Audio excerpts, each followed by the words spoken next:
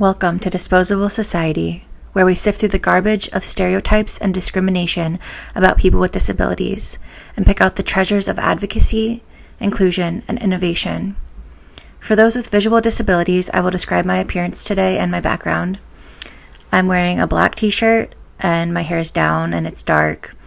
I have my bangs swished to the side. My hair's kind of wavy today. It's usually straight, but today it's wavy. Trying something new.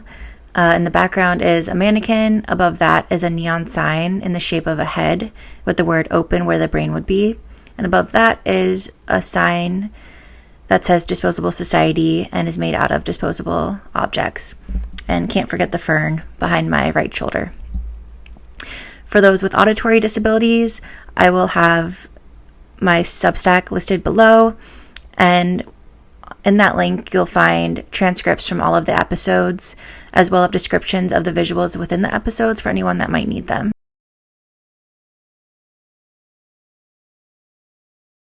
This week I was inspired to do a deep dive into the rhetoric that was within the president's recent announcement that's been dubbed the Tylenol speech. Creating buzz phrases and sensationalizing is a well-documented tactic by Trump, used to swaddle the public into making light of dire situations.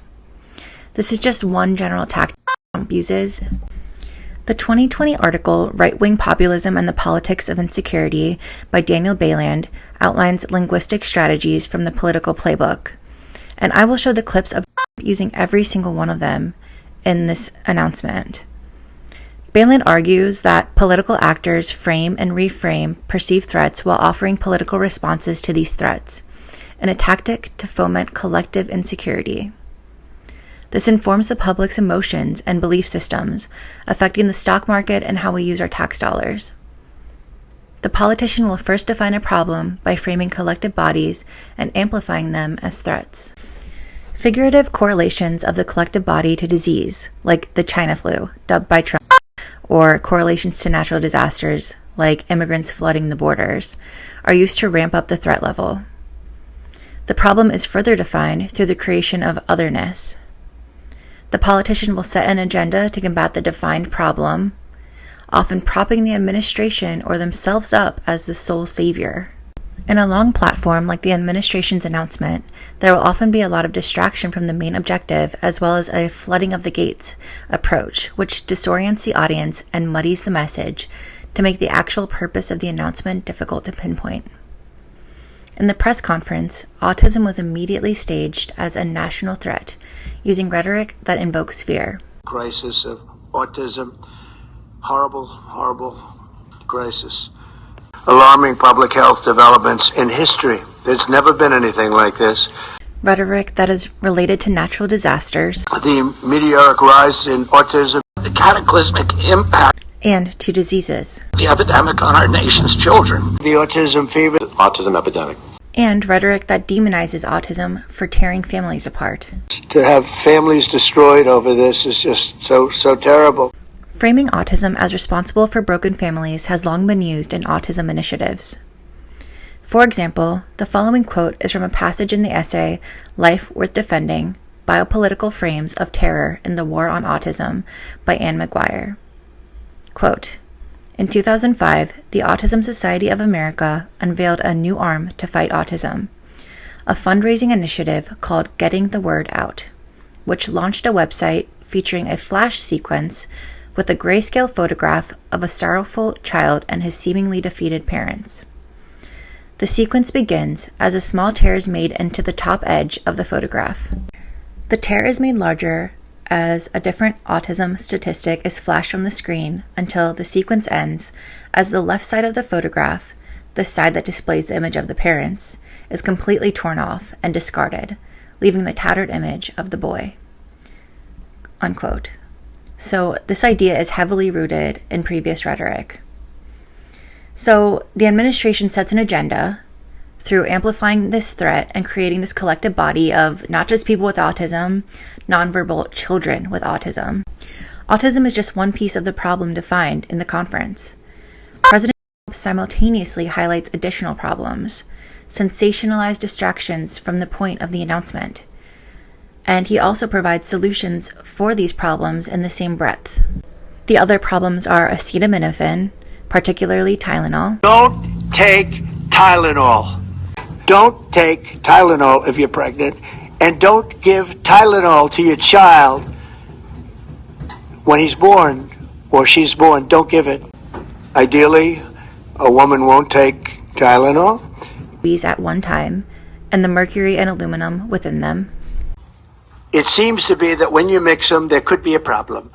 So there's no downside in taking them separately.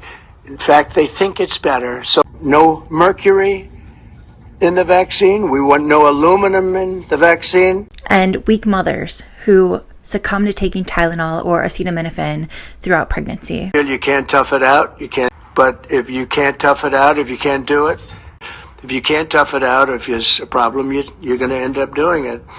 You just can't tough it out no matter what you do. The ultimate solution to these problems, though, is a pharmaceutical, leucovorin. The real reason behind this press conference. The FDA, based on NIH research, is approving prescription leucovorin for treatment of autistic children. By providing solutions, Trump frames himself as the savior. But he and other speakers in the conference push this hero status even further. This is based on what I feel. The first FDA recognized treatment pathway for autism.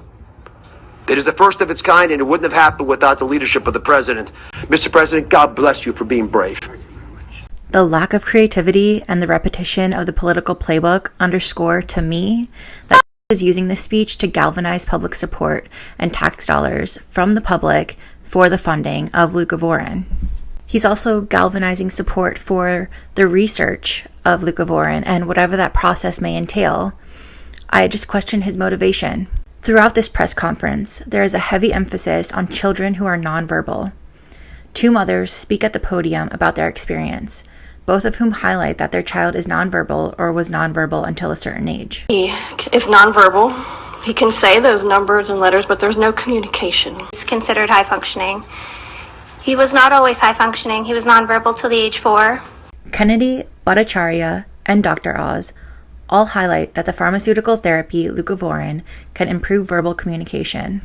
They mention that folate deficiency can lead to autism and correlates to verbal communication, that mediation with leucovorin can improve verbal communication, which has allegedly been shown to improve in 60% of children, according to one peer-reviewed study. But this is just one study. There are no large Phase 3 clinical studies, yet the FDA is approving the treatment for nonverbal children, possibly the most vulnerable population. Dr. Oz said we should have 2 questions on our mind. If you're following the script, there should be 2 questions that you have. 2 questions that should come to your mind. The first is, how will patients and parents get access to the treatment? Second big question. How are we going to collect clinical data to answer the big questions that the president is asking and the secretary insists that we offer? He purposefully limits the public's critical thinking by coaxing them into what frame of mind they should be receiving this information with. Don't fall for it. Ask every question you can damn well think of. Like, because there is a spectrum, will all children with autism be eligible to participate in the research study? What are the consent protocols?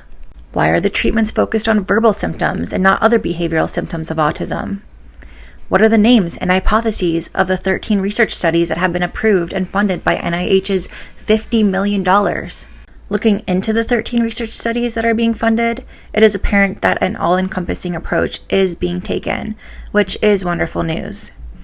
Many of the research models emphasize the heterogeneity of autism, meaning they will be looking at environmental, genetic, and other contributing factors.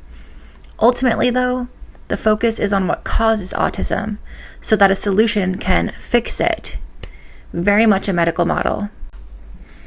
I am looking forward to a day when a social model of disability will guide federally funded research models, studying unique expressions of people with autism, who these individuals are, what they have to add to society, what their unique ways of communicating can inform the rest of us about who we are, what we can learn from them. Join me next episode as I dive into how one non-speaker had her sexual agency taken away by her own parents. This has been another episode of Disposable Society. Please like, subscribe, and comment below. and upcycle what you can.